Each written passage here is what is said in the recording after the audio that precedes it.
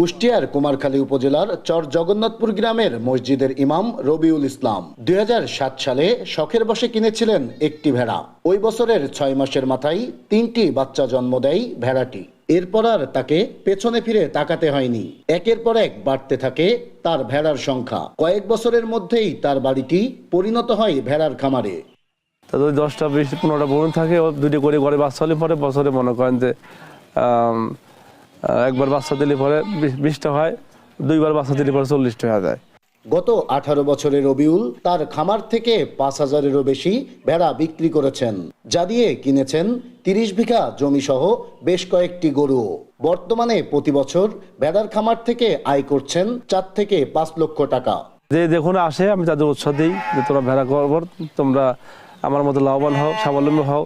রবিউলের এমন সাফল্য দেখে এলাকার অনেকেই এখন ঝুঁকছেন ভেড়া পালনে, স্বপ্ন দেখছেন স্বাবলম্বী হওয়ারও।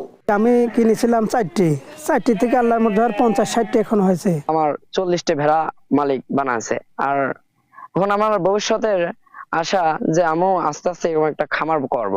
প্রাণী সম্পদ কর্মকর্তারা বলছেন অন্যান্য পশুর তুলনায় ভেড়া পালন লাভজনক, মাংসের স্বাদও ভালো। তাই আমিষের চাহিদা মেটানোর পাশাপাশি অর্থনৈতিকভাবে লাভবান করতে বেকারদের ভেড়া পালনে আগ্রহ বাড়াতে কাজ করছেন তারা।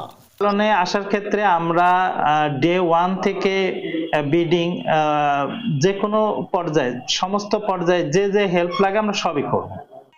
ভেড়া পালন করে রবিউলের দেখানো পথে হাজারো যুবক উদ্যোক্তা হয়ে স্বাবলম্বী হবেন, তৈরি করবেন নিজের ও অন্যের কর্মসংস্থান, এমনটাই প্রত্যাশা এলাকাবাসীর। নাইদা সান্তিতাস, দেশ টিভি, কুষ্টিয়া।